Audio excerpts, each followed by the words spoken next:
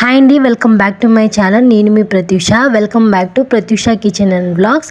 ఈరోజు అమ్మమ్మల కాలం నాటి బెండకాయ బజ్జీ కూర చాలా టేస్ట్గా ఉంటుందండి. మీరు కూడా ఒక్కసారి ట్రై చేయండి.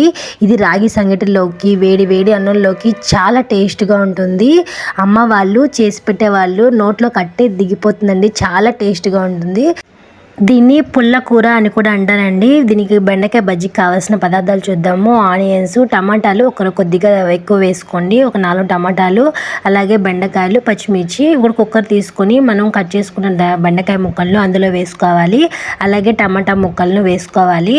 తర్వాత పచ్చిమిర్చి, ఆనియన్స్, రుచికి సరిపడా సాల్ట్ కూడా వేసేసుకొని ఒకేసారి ఉడికించేసుకోండి. ఇప్పుడు కూడా ఆనియన్ కూడా వేసేసి ఒక చిన్న నిమ్మపండు సైజు చింతపండు వేసుకొని, అలాగే సరిపడా పసుపు, తగినన్ని వాటర్ వేసుకొని 3 విజిల్స్ వచ్చేంత వరకు ఉడికించుకోవాలి. చాలా టేస్ట్గా ఉంటుంది. ఒక 3 విజిల్స్ సరిపోతుందండి. ఈ బెండకాయ బజ్జీ కూర కాన్స్టిపేషన్ అంటే మలబద్ధకం ఉన్న వాళ్ళు తిన్నా కూడా ఏంటంటే గ్యాస్ ట్రబుల్ అవన్నీ తగ్గుతాయండి. ఫ్రీ మోషన్ కూడా అవుతుంది ఇది తినడం వల్ల. ఇప్పుడైతే మనము ఉడికిపోయిందండి. ఇప్పుడు మనము పప్పు గుత్తి తీసుకొని అందులో వాటర్ని వేరే గిన్నెలో పోసుకోవాలి. అప్పుడు మనము స్మాష్ చేసుకోవడానికి ఈజీగా ఉంటుంది. వాటర్ తీసేసి పప్పు గుత్తితో మెదుపుకుంటున్నాము.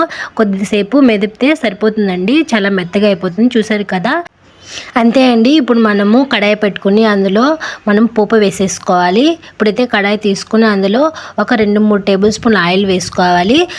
ఆవాలు, జీలకర్ర వేసుకొని కాసేపు ఫ్రై అవ్వాలి. అలాగే కరివేపాకు, ఎండుమిర్చి వేసుకొని ఫ్రై అయిన తర్వాత మనం మెదుపుకున్న బజ్జీని అందులో వేసి ఒక 2 నిమిషాలు మగ్గించుకుంటే సరిపోతుంది. అప్పుడు టేస్టీ బెండకాయ బజ్జీ కూర రెడీ అయిపోతుంది. పాతకాలం నాటి కూర చాలా టేస్ట్గా ఉంటుందండి. అంతేనండి, టేస్టీ అమ్మమ్మల కాలం నాటి బెండకాయ బజ్జీ కూర, పుల్ల కూర రెడీ అయిపోయింది. ఇది రాగి సంగటిలోకి ఒక్క ముద్ద వేసుకుని తింటే అలాగే దిగిపోతుంది. చాలా టేస్ట్గా ఉంటుంది. అలాగే వేడి అన్నంలో నెయ్యి వేసుకుని తింటే ఆ రోజులు అలాగే గుర్తొస్తాయి. ఇప్పుడైతే చూడండి, అంత చూడడానికి చాలా బ్రైట్గా కనిపిస్తుంది కదా, చాలా టేస్ట్గా ఉందండి. ఒకసారి నేను కూడా టేస్ట్ చూశాను. మీరు కూడా ట్రై చేయండి. ఇలాంటి మరిన్ని వీడియోస్ కోసం నా ఛానల్ లైక్ చేయండి, షేర్ చేయండి, సబ్స్క్రైబ్ చేయండి. ఇలాంటి మరిన్ని వీడియోస్ కోసం అలాగే మీ ఫీడ్బ్యాక్ని నాకు పంపించండి.